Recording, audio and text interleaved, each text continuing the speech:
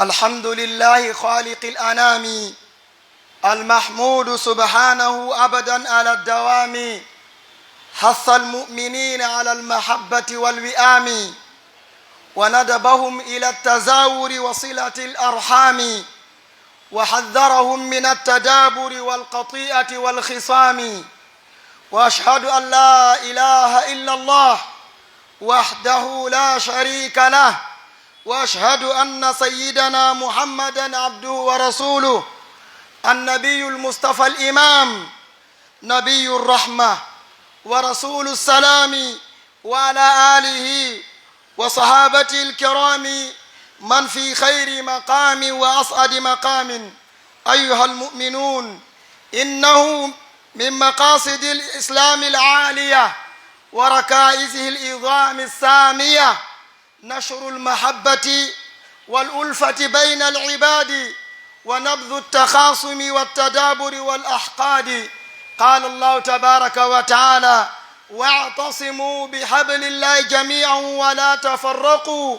واذكروا نعمة الله عليكم إذ كنتم أعداء فألف بين قلوبكم فأصبحتم بنعمته إخوانا. أما بعد، الحمد لله يتي الله خالق الأنام كانكو تقول نيوين دره المحمود يتنيدو سبحانه ومسنى ودني أبدا على الدوام دومي هتر دوما قل حث المؤمنين أردني بقوم دمبه على المحبة والوئام إذن ديرقل ووون ديرقل يرلون ديرقل وندبهم إلى التزاور وصلة الأرحام وإذن بيورون ديرا بيوتون ديرا بجوك أندن وحذرهم من التدابر والقطيئة والخصام.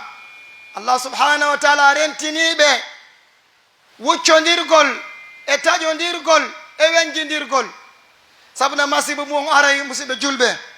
أشهد أن لا إله إلا الله en seedi ke ala reweteɗo e goonga nafa mono rewi sena kanko Allah subhanahu wa taala wahdahu kanko tun la sharika lahu kafiɗiɗo ala naamo. wa ashhadu en seedi ke anna sayyidana no kojo meɗen on muhammadan ɗum ko muhammad abduhu ko jiyaɗo makko wa rasuluhu ko nelaɗo makko annabiyul mustafa al imam ko annabajo suɓaɗo ardiɗo رغم أنه خاتم الأنبياء وإمام المرسلين كو كان كون تيمودي النبابين كو كان كون المامي جمابي نبي الرحمة ورسول السلام كو النباجو إني نادا يوندي دا يرمند كو النباجو وندي دا كيسل يو الله يرمي كان كو بنغوري مكو إسابة مكو تردوبة إكالان جوكو كون كو بياتي كون يوي غومديمبه نو جيا إفاندون دا إسلام كو مونيكون e tuganema mawnude sakitugol giggol e wowodiral hakkude julɓe ɓen e raɗagol itta wenjidirgol e wuccodirgol e margol konnaguji sabu no ɗi piiji ɗo masibo muɗum hulɓini. allah tabaraka taala daari qouran makko wa'tasimu bihablillahi jami'an wala tafarraqu o wi jogite ɓoggol allah ngon wotaw sertu. ما معنى حبل الله؟ ذكر المفسرون أقوالا كثيرة. مفسرون جانتك يكون تبقى الله نقول وبيكو دين الله كان والإسلام سبنا كو دين الإسلام كو نيمة مصيبة جلبة وبيكو فاني كو دفتر الله دين وبيكو فانا مودو كو سنة العرمين عليه الصلاة والسلام. لا شك جدو فون مفتدون دو إما دين الإسلام كان إما دفتر الله دين إما سنة العرمين. لا شك mo jogi kedun ɗo haro jogi koyete konko tiiɗi ko ɗum allah yamire mo wi jogite ɓoggol allah ngol wotaw sertu fiyon ɗum li anna al furqata adab sabuna sertigal ɗum nonde masibo wona heɓa koyo tallal lakke heɓon sonja yadullahi ma al jamaa allah ko wondi ko nde eɓen jama ko dental yambagi aye muslimun ibadallah ko ɗum allah yamiri wa'tasimu bihablillah أمرنا الله تبارك وتعالى أن نتماسك نجوكو نرتين وبقول دين الله سبحانه وتعالى ده دفتر مكو لأنك حال مكو ده تبيني نلاد ميرن عليه الصلاة والسلام ليتهدى هؤلاء العرب البلغاء الفصحاء رغم فصاحتهم وبلاغتهم أجزوا أن يأتوا ولو آية أو سورة أو مثل القرآن ولو كان بعضهم لبعض ظهيرا. يغني مصيبة جلبة مجوتك دفتر يؤمن ده ko haala Allah woni ko kongol woni ka maana nde deftere ni andan ɗon ndeɗo nde ronkini arabuɓe lawɓe ɗengal ɓe etike addugol walaw aya hayso ko aya goto ma cortewol gotol ma qur'ana fo makko hay sa woni yoga e maɓɓe wallitike yoga ɓe wawata waɗgol ɗum ɗo li anna alqur'ana kalamullah saabu deftere anene ko haala Allah wa bihi ilaju jami lmashakil muasara koye mayre woni dendangal rekigol probléme ji ko musidɓe wonde mum ko nini fewde ɗo kono ko hani andugol inna alqur'ana salihun li kulli zamani wa makanin o alqur'ana e wiyata fewdo ɗo ko 2023 wonɗen qur'ana yaade e jama la qur'ana salihun li kulli zamani wa makanin imma qur'ana no moƴƴi e alhaali kala imma jogteɗen nde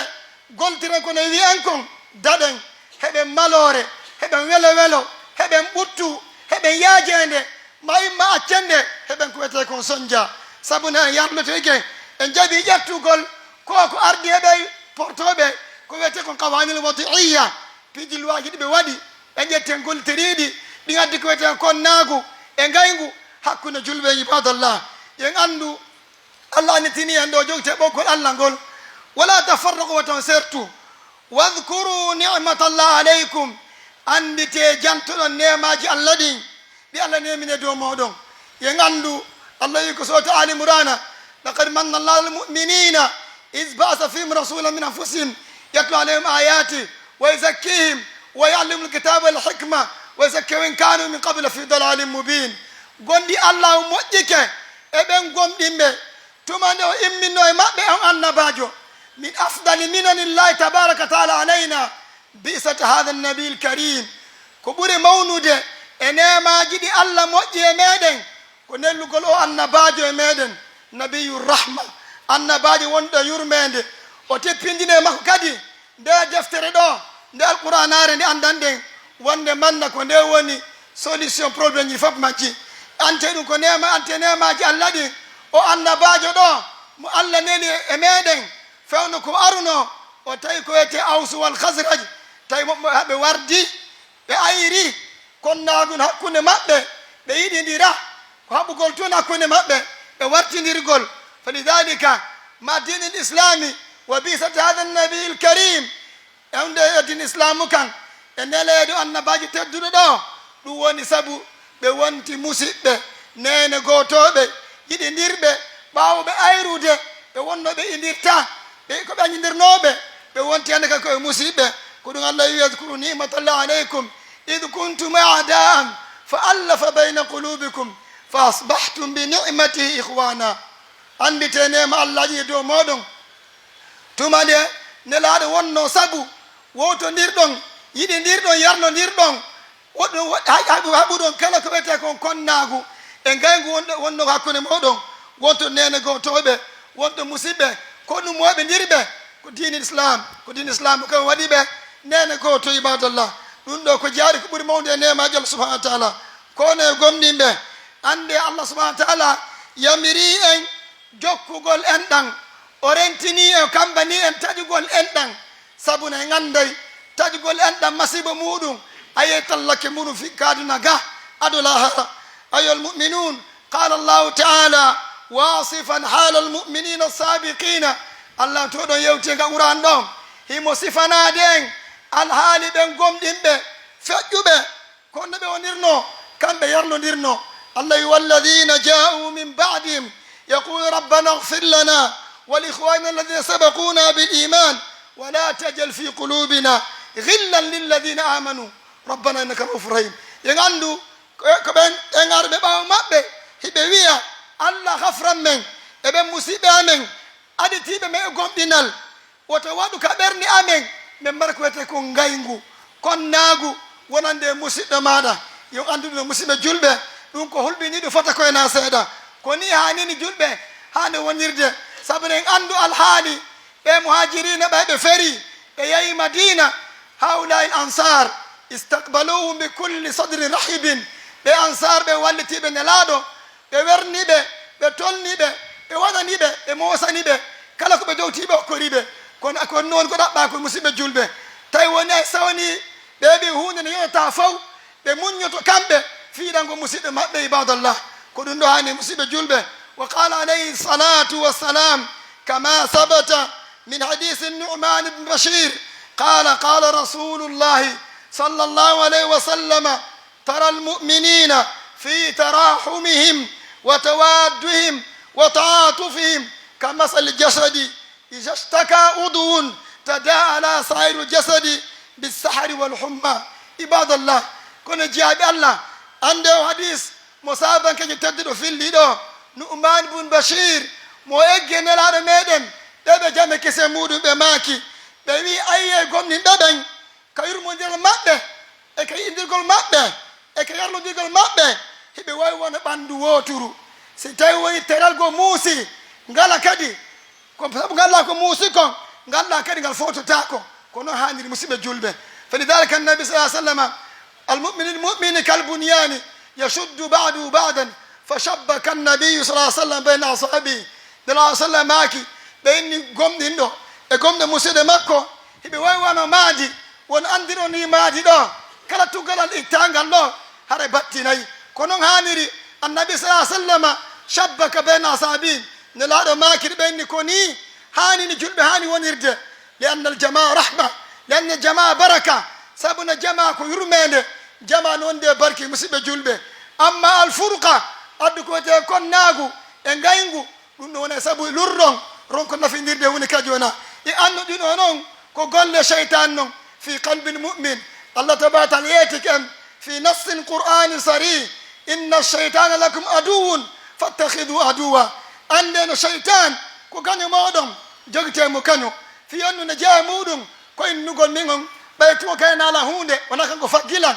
ما جاكاي ماكو يعني مصيبه جولبه اني كو نيرغول جوكغول اندان دون كو لا هونده لا باندنو كو ني الحال صحابه ونيرنو عباد الله فهذه النصوص وغيرها كثيره ديدو نسك كو بيندي كو جانتي دن دو e ko na dido kadi no tindina en ala anna al ulfata والمحبة بين المؤمنين من أعظم مقاصد هذا الدين وأنها نعمة كبرى ومنة عظمى تستحق شكرها والتواصي بها وبذل الجهود من أجلها لا سيما ونحن في زمن تقطعت في أواصر العلاقات وتأججت في نيران العداوات والخصومات وعملا بهذا المقصد العظيم والأصل المتين أمرت الشريعة الإسلامية بصلة الأرحام ونهت عن القطيعة والخصام كون مصيبة جلبة ينغندو دي بيندي كو جانتي دان دو تندينا ون مانا وو نديرغول يارلو نديرغول يدي نديرغول دو كو بurde مولود اسلام كو ارني اسلام جال جلب المصالح ودرء المفاسد اسلام كو اري كلا نفورك وادي جيبو كو وو ندير دي انديرا بنافنديرا كون اسلام كو اردري كلا كو وندي تامبيري e lorra adde dum islam no itinu kangon be nya woteni peyi don ye andu dum do ko neema mawnudo ko dokkal janal hana ngal jarnede den hanne kadi andintingol ante sabu neddan kon no hani andintinede sabu no kanu makko on no di doga e makko won andire non yijam doki to dadi makko din ko neddan ken hani andintinede mawtuma fiyo andu wonde mannakan yo andi la harun habbimo وأن دندوك بتواصي بها وبذل الجهود من أجلها وادغول كلا دول كرم بيتاك نتانك واوي في أندين تنغول جوكوغول اندان يهنديرانغول هيرونديرغول دندوك بيديك وادي بعض الله تنتنينون افونك واندن دو زمان مو انداندا رسون جيدين كوبيا كون جولبيبم مو بيانو اني كو هوري مودوم بيتون كاري فغالان كاري نانا فينا فالان مهاجاكمو عباد الله دو كام غولو بني دون ينغاندو نال ماكي سلمان قطاك وتؤتي من هرمك وتعف عن من ظلمك نلا ماكي دوي جوكو انت جيدما بيني اكور داودما يافون تونجدما عباد الله هذا النبي الكريم الصادق المصدوق الذي لا ينطق عن الهوى ان هو الا وحي يوحى ko kanko makane nuyi musidɓe julɓe o wi jokko on taƴiɗo ma o wi okkora on ɗawɗo ma oko ɗawɗo ma yaafo on toñuɗo ma naare anda noon e zamanu men ɗo ndaren koyte ko guiteɗi kon naagu e gaygu no ɓi ɓerde mo kala mo bene woniri ka woniri inna mi hajake musidɗo gon no wardi won ɗum ɗo kambane musidɓe julɓe koye andugo gollirgol o maksadi nde faminde mawde ɗo e asli mawnude ɗo chari islamien ko ɗum ɗo woni ko yamiri jokkugol enɗan no harmini taƴugol enɗan e wenjidirgol ibadallah kono jeyaɓe allah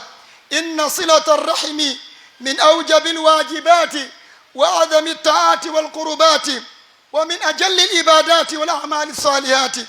وهي في أبسط معانيها وأودع معالمها إيصال النفع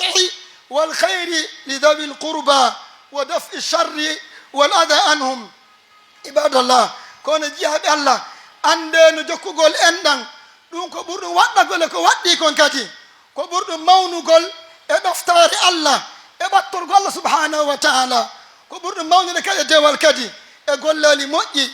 ɗum ɗo e mana mum on ɓurda ɗaɓɓon pot e wiyay ko hewtingol moƴƴere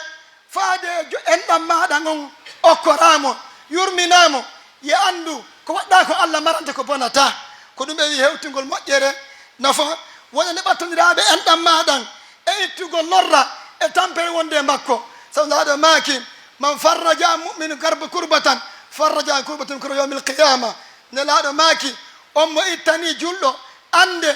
allah ittanaymo ande lahara musidɓe julɓe ɗum ɗo ko piiji labaɗe dina men kan en andu wa qad ittafaqat al millatu ala anna silata alrahimi wajibatun dinaji ɗi fof fotti wonde manna jokkugol enɗan ɗum ko waɗɗi ɗum wa anna qati'ataha muharramatun wonde manna taƴugol enɗan ɗum ko harmina ɗum noon walaw kana almawsulu kafiran haysi jokketeɗo on ko kefeero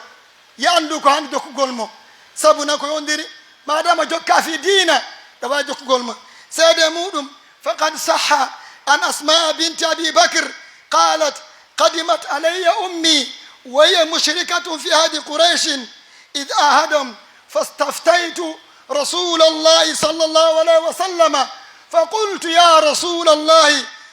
قدمت علي أمي وهي راغبة أفأصل أمي قال نعم صلي أمك فأمرها صلى الله عليه وسلم بصلتها وهي كافرة وهذا من المحاسن التي جاءت بها شريعة الإسلام كون مصيبة جلبة نانا يوتر لباند سلي أسماء قال أبي بكر الصديق نانا مكو